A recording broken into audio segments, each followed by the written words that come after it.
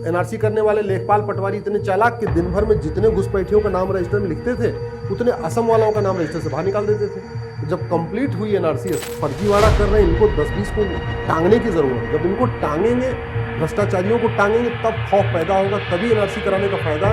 मैं सबसे हाथ जोड़ के निवेदन कर रहा हूँ, आधार अगर आपने अलाउ किया और वो 20 PIL पे उनका एक ही फोकस है, आधार अलाउ कर दो, आधार अलाउ कर दो, आधार अलाउ कर दो। पता है कि आधार तो फर्जी बना, क्योंकि आधार सारे घुसपैठियों ने बना लिया है। संविधान कहता है केवल भारत के नागरिक ही वोट देंगे। भ्रष्टाचारियों को फांसी देने के लिए कानून बनाने की जरूरत है। जो फर्जी डॉक्यूमेंट बना रहे हैं इसको जघन्य अपराध घोषित करने की जरूरत है। जो फर्जी एक सवाल घुसपैठियों को लेकर है जो मैं अक्सर आपसे कई बार पहले भी पूछ चुका हूं, लेकिन इसमें थोड़ा सा बदलाव हुआ है, इसलिए मुझे लगता है एक बार फिर ये पूछना चाहिए, क्योंकि आपने SIR को लेकर, वोटर वेरिफिकेशन को लेकर सुप्रीम कोर्ट में लड़ाई लड़ी है और आप लड़ रहे हैं। मेरा प्रश्न ये है कि इतनी ज्यादा बातें हमारे देश में घुसपैठियों को लेकर होती हैं, इतने साल हो गए हमारे देश को आजाद हुए, आज तक हमें ये ठीक नंबर नहीं पता कि हमारे देश में घुसपैठिए कितने हैं, और जब हम उनका पता लगा लेंगे तो अब फिर हम उनका क्या करेंगे। पहले तो ये बताइए कि आज तक हमने घुसपैठियों की गिनती क्यों नहीं की, हमें पता क्यों नहीं है कि घुसपैठिए कितने हैं, और अगर पता ही नहीं है तो फिर इतना बवाल और इतनी राजनीति किस बात पर हो रही है। मैंने 2017 में PIL फाइल किया था विशाल जी। उस समय मैंने आंकड़ों के हिसाब से कहा था कि भारत में लगभग 5 करोड़ घुसपैठिए हैं 2017 में। उसके बाद पार्लियामेंट में सवाल पूछा गया, किरण रिजिजू जी गृह राज्य मंत्री थे, तो उन्होंने कहा कि नहीं 2 करोड़ है। 2 करोड़, चलो मैंने 5 करोड़ कहा, उन्होंने 2 करोड़ कहा, लेकिन 2 करोड़ की संख्या कम नहीं होती है। अभी मैंने PIL फाइल किया है और मैंने मांग किया है कि पूरे देश में SIR होना चाहिए, स्पेशल इंटेंसिव रिवीजन होना चाहिए। जो बिहार में हुआ, बिहार में हो चुका है। और आज ही अभी मैं आपसे बात कर रहा हूँ, थोड़ी देर पहले इलेक्शन कमीशन ने अपना जवाब सुप्रीम कोर्ट में फाइल किया है और उन्होंने कहा है कि हम अगले महीने अक्टूबर से पूरे देश में करने जा रहे हैं। पूरे देश में SIR होगा और अगले साल तक, मई तक हम पूरे देश में कंप्लीट कर लेंगे। उसमें मैंने कहा है कि भारत में लगभग 5 करोड़ फर्जी वोटर है। मैं जब कहा मैंने 5 करोड़ फर्जी वोटर है तो कई लोगों को विश्वास नहीं हो रहा था, लेकिन बिहार में जब SIR हुआ तो पता चला 65 लाख फर्जी वोटर है। 65 लाख का नाम आ गया। तो 65 लाख का नाम आ गया। तो अभी तो भारत में टोटल 28 राज्य हैं, 8 केंद्र शासित प्रदेश हैं। अभी देखना अगले साल जब कंप्लीट SIR होगा, ये आंकड़ा 5 करोड़ नहीं, ये 7 करोड़ के आसपास जाएगा।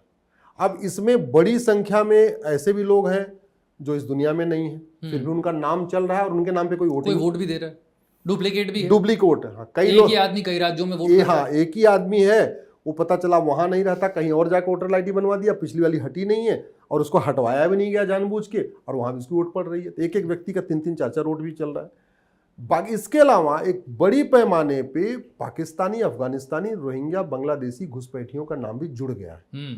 जुड़ा कैसे है, ये देखिए मेरे सामने है आपका आधार एक्ट। ये कानून इतना गड़बड़ है, इसी का फायदा उठाया जा रहा है।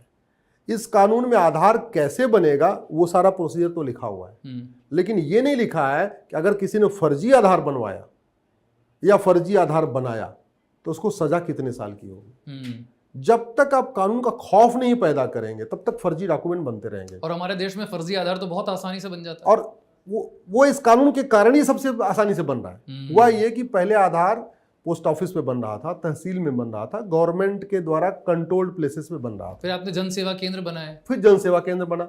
जन सेवा केंद्र में क्या पब्लिक, प्राइवेट लोगों को दे दिया, इंडिविजुअल जिनके वो चाहे 10वीं पास हैं, 12वीं पास हैं, कुछ भी हैं, और वो पैसे लेकर कुछ भी कर सकते हैं, वो कुछ भी कर सकते हैं। तो बाकी डॉक्यूमेंट जैसे आपका मान लीजिए ड्राइविंग लाइसेंस, उस पर कम से कम 2-3 लोगों के साइन होते हैं, क्लर्क साइन करेगा, RTO जाना पड़ेगा, फिर RTO तक करेगा। आपके राशन कार्ड पे भी 2-3 साइन करेंगे तब राशन कार्ड बनेगा। पासपोर्ट पे भी कम से कम 4-5 लोग साइन करेंगे तब पासपोर्ट। तो बाकी डॉक्यूमेंट पे तो फिर भी थोड़ी कंट्रोलिंग है कि 3-4 लोग साइन करते हैं। आधार पे तो कोई साइन ही नहीं करना है, एक पन्ने का फॉर्म है, उसको खुद ही भरना है और पार्षद या प्रधान से लिखवाना है कि हाँ मैं इनको जानता हूं, ये फलाने कुमार हैं, इनके पिताजी का नाम, मतलब उसका वेरीफाई करना है। पार्षद प्रधान बड़े आराम से उसको वेरीफाई कर रहे हैं। क्यों? क्योंकि उनको चुनाव लड़ना है, जीतना है, उन्हें लगता है मेरा ये वोटर बन जाएगा। तो जो उनको जिसका वोटर बनवा देते हैं वो फायदा कर। अब हो क्या रहा है कि पहले 2000 रुपए में आधार बना लिया, एक आधार बन गया, उस आधार को यूज किया, नगर निगम चले गए, 2000 रुपए में बर्थ सर्टिफिकेट, 2 डॉक्यूमेंट हो गया, तहसील चले गए, 2000 रुपए में राशन कार्ड, 3 डॉक्यूमेंट हो गया, RTO ऑफिस के दलाल को पकड़ा, 3000 रुपए में ड्राइविंग लाइसेंस, 4 डॉक्यूमेंट हो गया, फिर प्रधान जी बैठे ही हैं, पार्षद जी बैठे हुए हैं, वोटर ID में नाम जुड़वा देते। ये सारा खेल इसलिए चल रहा है क्योंकि भारत में चीटिंग, फ्रॉड, फोर्जरी, परजरी ये सीरियस क्राइम नहीं है। पर मैं जोड़ना चाहता हूं आप में, अभी सुप्रीम कोर्ट ने एसआईआर पर एक सुनवाई में कह दिया कि आधार कार्ड को मान्य कर दीजिए, जिसके पास आधार कार्ड है उसको वोटर कार्ड बनाने में दिक्कत नहीं आनी चाहिए। तो और आप खुद कह रहे हैं कि हमारे देश में तो फर्जी आधार कार्ड बने हुए हैं, तो फर्जी आधार कार्ड से फिर मैं फर्जी वोटर भी बन गया, मैं कैसे रोकेंगे? मैं माननीय सुप्रीम कोर्ट के इस फैसले से सहमत नहीं हूं। मैंने पिछले डेट पे भी इसका विरोध किया था, अगले सुनवाई पे सोमवार को सुनवाई में फिर इसका विरोध करूंगा। मैं माननीय सुप्रीम कोर्ट से पहले भी कहा था, फिर से कह रहा हूं कि जो 11 डॉक्यूमेंट इलेक्शन कमीशन ने अलाउ किए हैं वो गवर्नमेंट कंट्रोल्ड डॉक्यूमेंट है। वहां पे कहीं ना कहीं कोई गवर्नमेंट की एम्प्लॉई बाकायदा उसके ऊपर साइन कर रहा है। पासबुक पे भी कम से कम बैंक का कर्मचारी, जो गवर्नमेंट बैंक है उसके कर्मचारी साइन कर रहा है। राशन कार्ड पे भी 2-3 लोगों के साइन हैं बाकी, लेकिन आधार पे अनकंट्रोल्ड है, प्राइवेट लोग बना रहे हैं, प्राइवेट एंटिटीज बना रही हैं। इसको समझना पड़ेगा। माननीय सुप्रीम कोर्ट को मैं फिर से कन्विंस करने की कोशिश करूंगा कि उन 11 डॉक्यूमेंट को आप आधार के बराबर मत मानिए। दूसरा, ये एक्ट खुद भी कहता है आधार न तो बर्थडे का प्रूफ है, आधार न सिटीजनशिप का प्रूफ है, आधार न तो रेजिडेंस का प्रूफ है, आधार सिंपल आइडेंटिटी प्रूफ है। आधार क्या कह रहा है? सरकारी योजनाओं का लाभ आप तक पहुंच जाए। आधार केवल इतना बता रहा है कि उसने चूंकि हमारे आंखों का उसने स्कैन कर लिया, हमारे फिंगर को स्कैन कर लिया, तो आधार ये कह रहा है कि जो हाथों का स्कैन है ये अश्विनी कुमार है, ये इसी व्यक्ति का है, इसी व्यक्ति जो ये आधार कार्ड लेकर पहुंचा है। लेकिन ये कानून ये नहीं बता रहा है कि अश्विनी उपाध्याय कहाँ के नागरिक हैं, अश्विनी उपाध्याय का रेजिडेंस प्रूफ क्या है, अश्विनी उपाध्याय का बर्थ प्रूफ क्या है, ये आधार नहीं बता। तो फिर सरकार ने गलती नहीं की, हर चीज से आधार कार्ड को जुड़वा दिया, लिंक करवा दिया? नहीं, सरकार ने ऐसा दिखाने की कोशिश की कि साहब इस देश में आपको कुछ भी करना है तो हर चीज से पहले आधार लिंक कर दीजिए। सरकार ने जो किया उसका नतीजा ये था कि करोड़ों की संख्या में फर्जी लोग राशन कार्ड बनवा के बैठे थे, वो खत्म हुआ। करोड़ों की संख्या में लोग वजीफा ले रहे थे, लोन ले रहे थे, जो थे ही नहीं इस दुनिया में। सरकारी योजनाओं का गलत इस्तेमाल बंद हुआ तो पैसे का लीकेज बंद हो गया।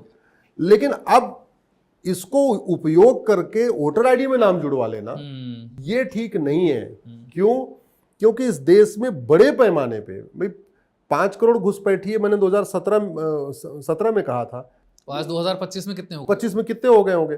और आधार बनाना इतना आसान हो गया, कॉमन सर्विस सेंटर वाले 2000 रुपए में बना के दे रहे बिना के। अभी बिहार में बना है कुत्ता बाबू, डाक बाबू ऐसे करके। मैं इसको ऐसे समझना चाहता हूं कि क्या एनआरसी का जितना विरोध भारत में हो रहा था, ये पिछले दरवाजे से एनआरसी, जो विपक्ष कहता है कि ये एसआईआर नहीं है, ये पिछले दरवाजे से एनआरसी है, तो आप इसे ठीक मानते हैं? इसके जरिए पता चल ही जाएगा कौन वोटर है कौन नहीं है? नहीं, इसका जवाब ये नेशनल रजिस्टर ऑफ सिटीजन जैसा ही है क्या ये? भारत में झूठ बोलना अपराध नहीं है, ठीक है? झूठ बोलना पाप तो है, लेकिन अपराध नहीं है। इसलिए यहाँ पे आदमी कुछ भी झूठ बोले क्या फर्क पड़ता है? ये एनआरसी नहीं है। लेकिन ये कहते नहीं अस्वस्थामा हतो नरो वा कुंजरो, इस टाइप की बात हो गई। भारत का संविधान कहता है कि वोटर लिस्ट वोटिंग वही करेगा जो भारत का नागरिक होगा। ठीक। वोटर लिस्ट कौन तैयार करेगा? रिप्रेजेंटेशन ऑफ पीपल एक्ट के अनुसार 1950 के अनुसार इलेक्शन कमीशन। बिल्कुल। इलेक्शन कमीशन का 2 ही काम है, वोटर लिस्ट बनाना, इलेक्शन कराना। वोटर लिस्ट बनाना, इलेक्शन कराना, ये इलेक्शन कमीशन काम है। अब जब संविधान कहता है केवल भारत के नागरिक ही वोट देंगे और इलेक्शन कमीशन की ड्यूटी है वोटर लिस्ट बनाना, तो नागरिक है कि नहीं है ये जांचना तो इलेक्शन कमीशन का काम है। लेकिन उसको दिया नहीं गया। उसको दिया नहीं गया। इलेक्शन कमीशन ये पता नहीं लगा सकता कि भारत का नागरिक कौन है। नहीं, कहीं लिखा नहीं है। हाँ। लेकिन इनडायरेक्टली हो तो यही गया ना। इनडायरेक्टली ये हो गया, ये इनडायरेक्टली ये हो गया। जब संविधान कहता है भारत का नागरिक का नाम ही वोटर लिस्ट में होना चाहिए, और वोटर कार्ड इन्होंने बनाना, और वोटर कार्ड इलेक्शन कमीशन को बनाना है, तो बिना वो नागरिक है कि नहीं है इसकी जांच किए वो वोटर लिस्ट बनाएंगे कैसे? तो अधिकार मिलना चाहिए। मिलना चाहिए, बिल्कुल 100% मिलना चाहिए, 100% मिलना चाहिए। हमने अपनी पीआईएल में भी यही कहा है कि इलेक्शन कमीशन को बिल्कुल ये देखने का अधिकार है कि ये नागरिक है कि नहीं है। हालांकि उधर 20 इस देश में देखिए हो क्या रहा है, पूरे देश में एसआईआर होनी चाहिए, उस पर 1 पीआईएल है, और एसआईआर नहीं होनी चाहिए, उसमें 20 पीआईएल है। ठीक है। किसे डर लग रहा है एसआईआर से? पता नहीं, ये क्या मैंने कहा ना, बाहर की फंडिंग, वो जो बाहर की फंडिंग आ रही है ना,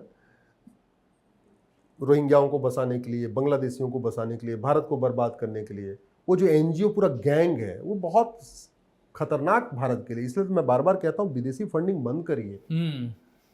बाहर से फंडिंग आ रही है भारत को बर्बाद करने के लिए। भारत को बर्बाद करने का तरीका यही है, भारत की डेमोग्राफी बदले। भारत की डेमोग्राफी बदलने का क्या तरीका है?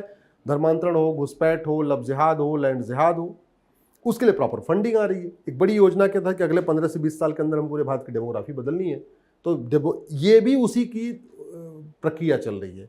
मैंने माननीय सुप्रीम कोर्ट से उस दिन भी कहा था और फिर से अभी कहूंगा, अगर आपने आधार अलाउ किया, ये पूरी SIR की प्रक्रिया बेकार हो जाएगी, बर्बाद है, सब बर्बाद है, कोई फायदा नहीं, कोई एफर्ट नहीं।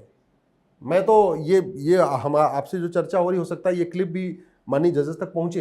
बिल्कुल, मैं सबसे हाथ जोड़ के निवेदन कर रहा हूं, आधार अगर आपने अलाउ किया और वो 20 PIL पे उनका एक ही फोकस है कि आधार अलाउ कर दो, आधार अलाउ कर दो, आधार अलाउ कर दो, क्योंकि पता है कि आधार तो फर्जी क्योंकि आधार सारे घुसपैठियों ने बना लिया है। पर हम तो अब भी फर्जी आधार रोकने के लिए कुछ नहीं कर रहे। हाँ, ये केंद्र सरकार की ड्यूटी है, ये केंद्र सरकार की ड्यूटी है कि वो तत्काल आधार एक्ट को बदले। दूसरा, इस BNS में एक चैप्टर नया जोड़े चीटिंग, फ्रॉड, फोर्जरी के लिए। फर्जी डॉक्यूमेंट बनाने और फर्जी डॉक्यूमेंट बनवाने को गंभीर अपराध घोषित करे। जहां पे डॉक्यूमेंट बन रहा है वहां बड़े बड़े डिस्प्ले बोर्ड पे लिखना जरूरी है।